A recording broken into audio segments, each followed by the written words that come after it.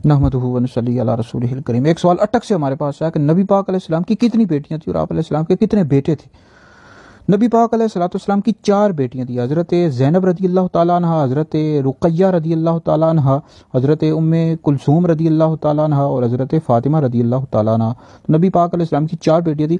البتہ بیٹے کتنے تھے تو اس حوالے سے علماء کا اختلاف ہے، تو البتہ راجح قول یہ ہے کہ جس کو زیادہ تر علماء نے اسی قول کو اختیار کیا کہ نبی پاک علیہ السلام کے 3 بیٹے تھے، حضرت قاسم رضی اللہ تعالیٰ عنہ، حضرت عبداللہ رضی اللہ تعالیٰ عنہ جن کو طیب الطاہر کے نام سے بھی پکارا جاتا ہے، اور حضرت ابراہیم رضی اللہ تعالیٰ عنہ۔ تو نبی پاک علیہ السلام کے راجح قول کے مطابق 3 بیٹے تھے، تو جو ایک بیٹے تھے حضرت ابراہیم رضی اللہ تعالیٰ عنہ، یہ نبی کریم علیہ السلام کی ام ولد تھی ماریہ قبطیہ، ان سے پیدا ہوئے۔ تو باقی اس کے علاوہ نبی پاک علیہ السلام کی جتنی بھی اولاد ہے، 4 بیٹیاں اور 2 بیٹے، یہ حضرت ام المؤمنین خدیجہ الکبریٰ رضی اللہ تعالیٰ عنہا سے پیدا ہوئے ہیں، ٹھیک ہے جی۔